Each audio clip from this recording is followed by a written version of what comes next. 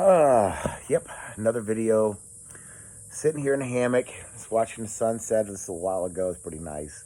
But I decided to make a video because I'm still salty. And I've been trying not to be salty, but I still am. So I'm salty over an election that just went. I'm salty that I lost my patriotism over it. Every time I see a flag, I'm just like, fuck.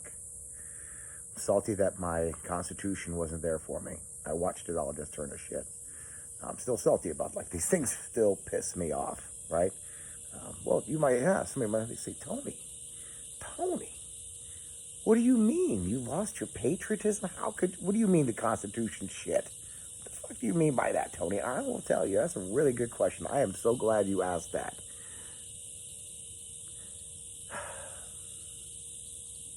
When I look at the Constitution, I look at our amendments, and I'm like, these are here outlined. There are certain inalienable rights that are endowed to me by my Creator. That means that they weren't given to me by my government. They shouldn't be able to be taken from me by the government because they were not theirs. They were actually mine, given to me by my Creator, of which I gave portions of them to the government on loan to do the right thing, right? To govern. Now, they take some of this, they get a little power to their head. They're like, we can do whatever the fuck we want to. And we did, and we're going to. And that's how it is. You're just going to like it. You're going to take it. Now, our founding fathers envisioned quite a different government than what we've got right now. They actually envisioned something closer to the scene of smaller government, more of a sheriff in charge instead of a president. And sadly, the presidential position took on something that was much bigger and much greater than they anticipated. And we have the executive branch who thinks they're God, and that they decide what's right and wrong for me, what I get to do, what I get to say, where I get to worship, when I get to worship, right? What kind of protest is okay? What's considered peaceful and what's considered domestic terrorists, right? So, Congress shall pass no laws respecting an establishment of religion or prohibiting the free exercise thereof. Out the door. Fuck you. Yep. Corona came along and said, no, we're going to close down the churches, but we're going to keep the casinos open. We're going to keep the pot shops open and the bars because those are essential workers. But the churches we got nothing for you. Sorry, you got to go. Right? The Congress shall pass no laws respecting an establishment of religion or prohibiting the free exercise thereof. Right, bye. See ya. River Derby. Okay, that's kind of close. All right. Or prohibiting the free, so Congress shall pass no laws respecting the establishment of religion or prohibiting the free exercise thereof or abridging the freedom of speech. I don't know about you, but we got censored. I got censored on Facebook. I got censored on YouTube. I got censored by the government. I got censored that if I was to say anything about the coronavirus or where it may have come from, oh, hell broke loose and fist and fury came coming down, knocking you out. We got fact checks. We got all kinds of stuff. And then the government tell you fake news. We gotta fight this disinformation.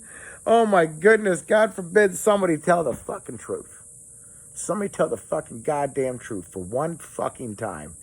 Yeah, I'm still salty. You're going to hear a lot of curse words come out of me, and it's okay. We're all adults here. At least I hope so. I'll rate the video for adults. Or abridging the freedom of speech or of the press. What press? The fake news? That's seriously. Okay. Or the right of the people to peacefully petition the government for a redress of grievances. I saw that happen on January 6th, and those people became domestic terrorists. Yes, they did. I also watched the entire Summer of Love, right, in Seattle when they made Chaz. When they said that walls were just racist, yet they put up walls. And I watched people that were peaceful protesters take over an entire city blocks, kick out police out of the police station, out of federal buildings. Roped the place off, barricaded it in, protected it with what? I'm sorry, guns? Oh my goodness, yes, with guns. When people got their shit stolen, women got raped. Who they try to call? Somebody call the cops. Wait, we don't want the cops. You remember we try to get rid of the cops. Cops are bad, right? Remember all that? Okay. I watched all that go down. Those aren't domestic terrorists, ladies and gentlemen. Those are peaceful protesters. Peaceful. Say it with me. Peaceful protesters. What happened on January 6th? Domestic terrorists. Remember Granny Trump? Remember that lady? She's a Trumper. And she's like all of like 80 years old. She's going through line, taking pictures, waving. You know, when you got people protesting and they sieged the Capitol. Do you see that, by the way? Do you see them all walking through like the little corridors through the actual roped off areas? They weren't going outside the roped off areas. At least not those people weren't. You got a couple of nut jobs, a couple of yahoos. If you ask me, pretty sure most of them were BLM and Antifa that already knew, because all the tactics were the same of Antifa. The ones that came in there and started doing shit that they shouldn't have been doing. Watch the real Trump supporters chastise them. Tell them, hey, what are you doing? We don't do that. That's not what we do over here. But they did it anyways. But guess what the news focused on? It was Antifa members wearing MAGA hats. Because that's all it takes. You just got to wear a hat. And of course, now you're under the impression that you're the racist. You're the piece of crap. All right. Remember that. Wear a MAGA hat. You're a racist, misogynistic, homophobic, xenophobic, basket of the fucking deplorables. That's what you are. They've already boxed you in. They've already painted you that color. Don't you know anybody who supports Trump is a racist? I don't know that. Oh my goodness. Oh yeah. Biggest racist ever. Huge racist. Right? Okay. So then I'm watching them print trillions upon trillions and trillions and trillions of dollars to pay for what? Oh, we need it for COVID. You do? For who? COVID? Oh. Oh, okay. For the people, right? For the people that it's hurt. For the people that actually, that you shut down and took away their jobs and told them to go home and stay in place for 2 weeks just to slow the curve while you kept Walmart open, but you closed down the local little shops. The ones that actually were there, the mom and pop shops, the ones that have been in the community for like the last 30, 35 years, maybe longer. You shut those guys down, but you kept Walmart open because they're essential. Let's not forget about that essential thing. But then you send them all home. Stay in your house, confined. Don't touch anybody. Everybody's fucking diseased. Your grandkids, they're diseased. Or you're diseased and you're going to give it to your grandkids. You're a fucking piece of shit grandparent. You're a piece of shit parent for hugging your fucking kids. What's wrong? What's wrong with that picture? Paying attention? You starting to see some crazy shit go down? Starting to wonder what the fuck's happening with this world? Yeah, me too.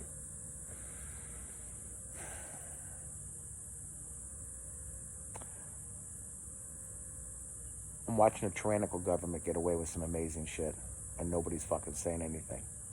All the patriots speak up and you get on the list. You want to fly? You see your grandkids? Don't be a domestic terrorist. Did you know that my bank, Bank of America, the devil, the fucking devil themselves, straight up the devil. You know what they did? They've handed over anybody's bank records that was there on January 6th that may have purchased a gun, may have purchased certain items that would have been paraphernalia for the insurgency and for the takeover of the Capitol, right? They're like, hey, you guys need this shit? You guys want all of our private information of our customers? Yeah, we got that for you. We got your back, buddy. You know what? Somebody asked me for that if I'm a bank. You know, I tell them, nah. No, thank you. Well, you'll help us in our investigation. Not my problem. Get a subpoena on the individual. Subpoena him in court, and he'll give it to you. Don't ask me for shit. These are my customers. No, but not my bank. Nope. They were comfortable with just handing that information over. Want to know why I'm divorcing the banks? And I know it's not going to be overnight. It's not going to be tomorrow. It's a process. It's going to be a long breakup. And it's, and the thing is, it's one of those breakups where it's It's not me, it's you. It's you. And I don't even want to remain friends. I don't even like you as a friend. I don't want to be a part of the legacy banks no more. I know crypto's coming to a spot where 95 to 99% of every transaction that I've been going through and relying on the legacy bank to do, I can do through crypto. Need a loan? DeFi, baby. Need to do a transaction?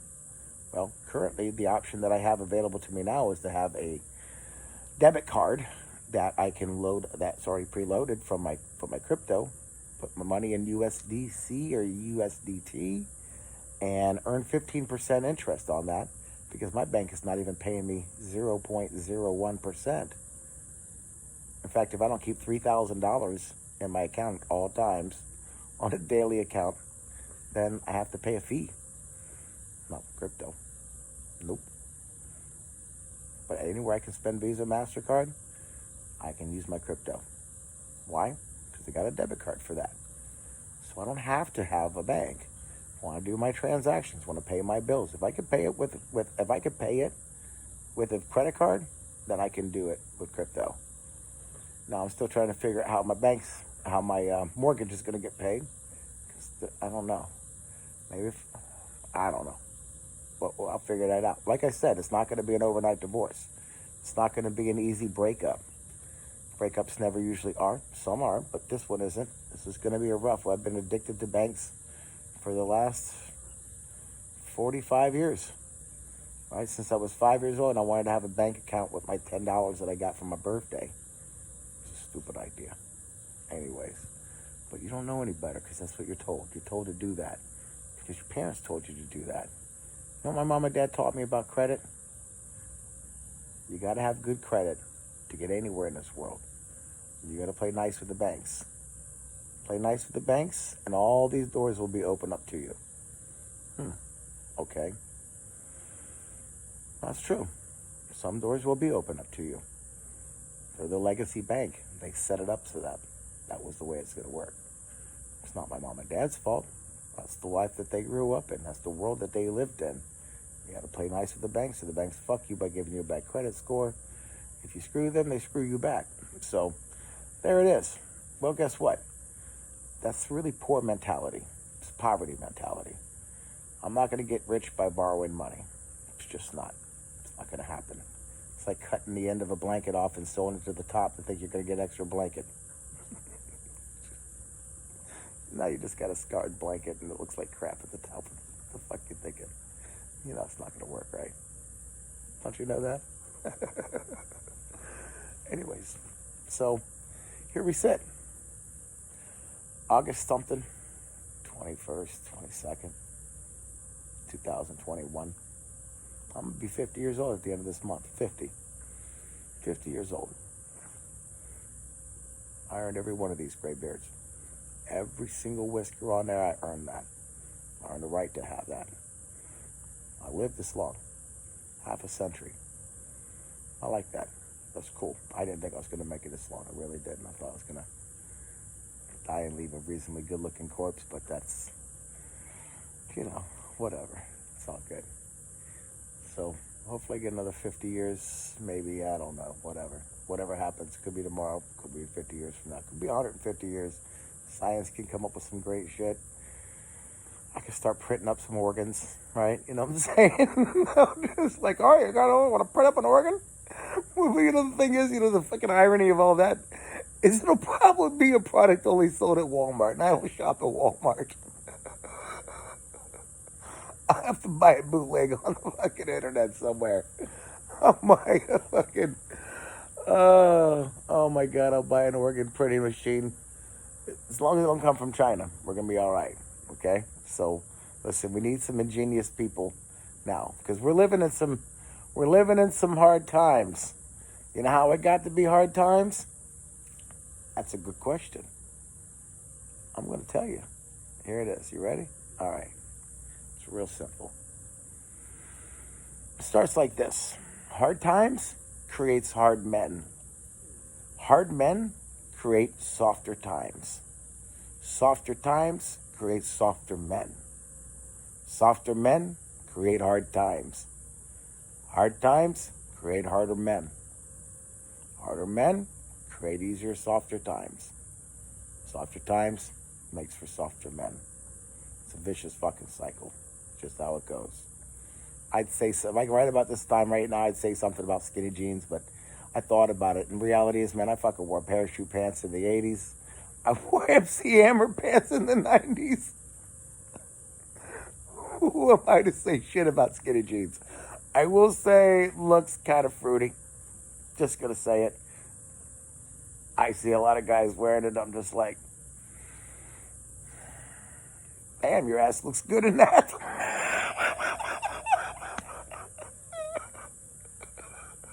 It's not supposed to look like that, man. It just isn't. It really isn't. I trust me. But whatever. It's awesome. Good for you. So here I am. I feel like an old man sometimes. But you know what, though? This old man did it my way. I did it the way I wanted to do it. I got a few regrets that I can't say I got no regrets. I got regrets. Fuck, I got regrets. But you can't stop that. That's what it is, man. It's past. It's just how it is. But in the meantime, I'm pretty happy with the outcome so far. I don't know if you saw that. That was a low battery. Hey, Tony, you're talking too much for 16 minutes and 25 seconds. I'll just keep rambling and talking. So anyways, let me get to the point. Point is, I'm salty on a lot of layers. And I'm salty because I'm just pessimistic now. I'm a pessimist at this point. I mean, I watched everything turn to shit. I watched the election turn to shit. I watched the Constitution turn to shit. I watched my Supreme Court not come to our defense. I watched that. I watched right turn wrong and wrong turn right. I watched a country turn their backs on police officers for a handful of incidences that doesn't incorporate the entire system. It's just a handful of fucking bad seeds. You know, that reminds me of, okay, you guys might be a little too young. I don't know who's fucking watching this, but if you're my age, you know the Roadrunner and the Wile E. Coyote? All right. So think about this, like the Wile E. Coyote guy, right? He was, Wile E. Coyote, super genius, he would say, right? Smart fucking guy. Wrote all that shit out the blackboard, make the plans, design these great things. Call up Acme, place an order. All of a sudden, the boxes arrive, and he's putting together this fucking great plan to kill the Roadrunner, right? Sets up shop, gets to the top of the cliff, sets up his little contraption. He's got it all figured out, calculations, and he gets settled in, and he launches his contraption to go get the Roadrunner. And it, for every single time, first run out, it failed, right?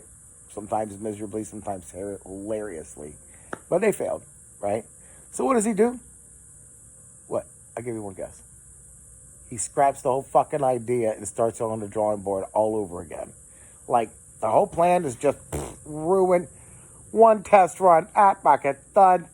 Doesn't matter. Well, great. They will reinvent the wheel to kill this thing. I mean, it was a cartoon, but here's the concept. You get this? That's exactly how it runs here now. So, okay, well, this doesn't work, so let's just go ahead and scrap the whole fucking thing. No. There's a handful of bad seeds. Maybe we fix the fucking problem, right? Find out what's causing that and make that stop. Don't have to defund the police for all this shit. Now, I know there's a lot of people out there who are not a fan of police. I get it. Fucking, they suck sometimes. And they do, for the most part. A lot of them suck. But I've not met the ones that sucked. I just haven't. I've met the ones that were good. The ones that actually serve their community. The ones that actually take care of their community. The ones that actually give a fuck. I've met a couple of them that were assholes, but that's just life, man. You're going to get some fucking numb nuts out there who thinks he's God because he got his ass beat in high school and fucking middle school and even elementary school, got pushed in the lockers. Now he's going to be a cop. Now he's got a chip on his shoulder and he's going to fucking use and abuse the privilege. But that's not the system. The system breeds that because we allow for it. We don't fix the problem, but we got to fix that problem. You don't scrap the whole roadrunner killing program just because you have a fail in the system. You fix the fucking system. We're working on it. Alright? Okay. Brought it to the attention. Get it. But now we got cops out there who are afraid to fucking do their job. Afraid. Just don't want to do it. You know what they do? They leave. They get the fuck out of there.